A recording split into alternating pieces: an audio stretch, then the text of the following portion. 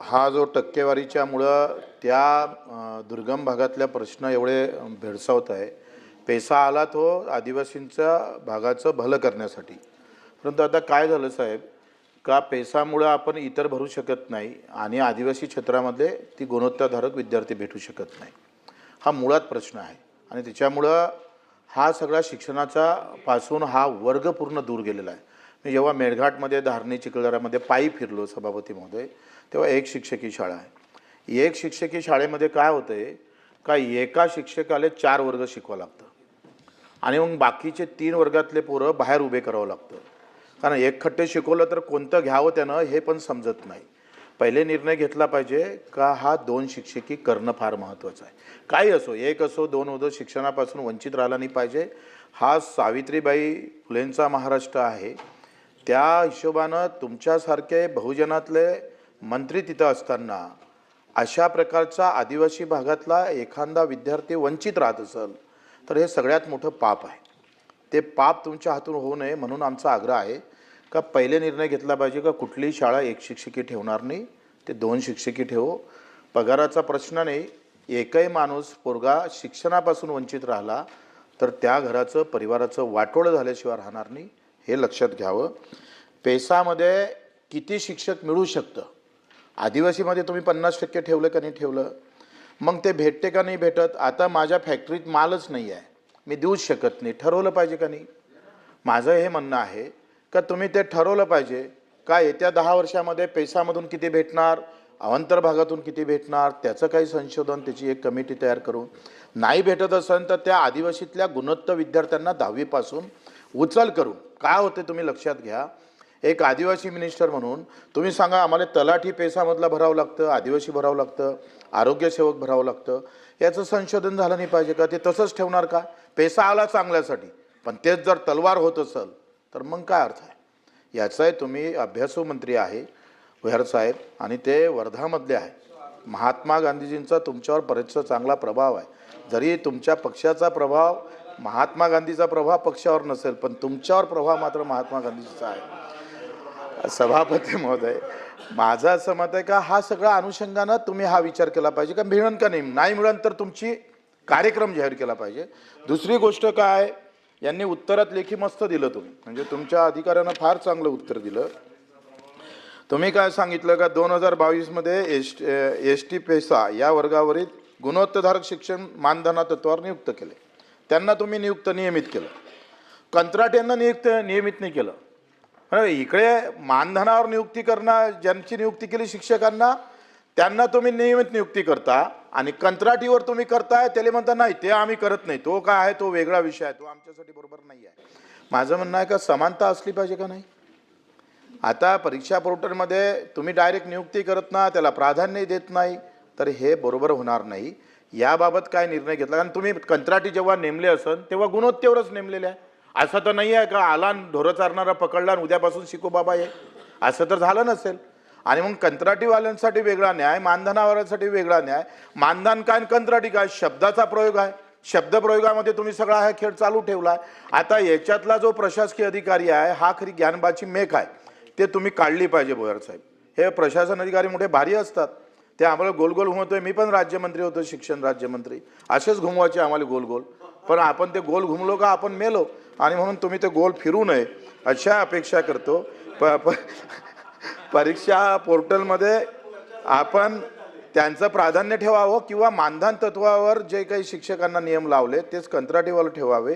आणि एकही शाळा ही 1 शिक्षकी नाही 2 शिक्षकी राहिली पाहिजे, याबाबत निर्णय घ्यावा एवढी विनंती करतोय.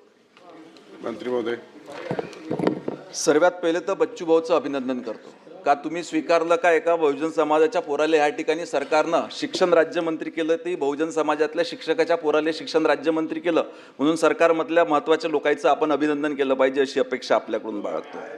आपण ज्या ज्या ह्या ठिकाणी भाऊ चिंता व्यक्त केल्या, आपला दौरा मोठा प्रचंड प्रमाणावर असते, आपण त्या भागामध्ये जातला आणि तिथली परिस्थिती जी आहे ती मग आपण सभागृहामध्ये मांडता. परंतु सरकार म्हणून काम करत असताना सर्व जे नियमावली त्या ठिकाणी केंद्र सरकार असो, कारण याच्यामध्ये पैसाचा विषय आहे. पैसाचा उद्देश देखील हाच आहे की जास्तीत जास्त आदिवासी समाजातल्या लोकांना समवून त्या ठिकाणी घेतलं पाहिजे आणि त्यांना संधी दिली पाहिजे. ह्याच अनुषंगानं आपण ज्या त्या 2024मध्ये आपण जे म्हटलं की नाही, आपण पोरांना शिकवणं आपलं काम आहे, त्या निश्चितपणे आपलं काम आहे. म्हणूनच सुप्रीम कोर्टामध्ये प्रलंबित असताना देखील मॅटर तेव्हा सुप्रीम कोर्टामध्ये आरक्षणासंदर्भातलं पेंडिंग होतं सभापती महोदय, तरी देखील सरकारनं ते त्या ठिकाणी थांबले नाही. तातडीनं खाली निर्देश दिले आणि किमान 1 वर्षासाठी तरी कंत्राटी पद्धतीनं भरावं, जेणेकरून त्या विद्यार्थ्यांची त्या ठिकाणी शिक्षणाची गैरसोय होणार नाही. ते स्थानिक पातळीवर त्या ठिकाणी भरण्यात आलेले आहे. आपण या ठिकाणी टेट मार्फत जे गेलेले आहे, आपली शिक्षक अभियोग्यता व बुद्धिमत्ता चाचणीमार्फत जे भरण्यात आलेले आहे त्यांना त्या ठिकाणी आपण नियमित केलेलं आहे. इतरांकरिता त्या ठिकाणी GADचा आपला जो शासन निर्णय आहे 11/2/26चा, त्याच्या अनुषंगानं बिनून नामावली तयार करून जे लोक याच्यामध्ये भरता येईल निश्चितपणे भरता येईल. प्रवीण दरेकर. सभापती महोदय, बच्चू भाऊ आपलं समोरासमोरच येते सारखं. मी आता उठलो. तुमची भावना चांगली आहे.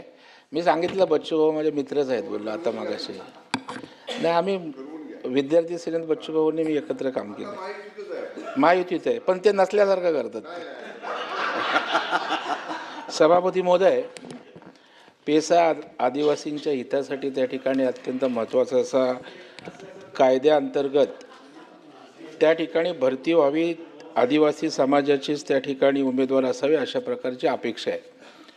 आणि एका बाजूला आपल्याकडे आदिवासी नाही आहेत म्हणून त्या ठिकाणी आपण मानधनावर घेतो.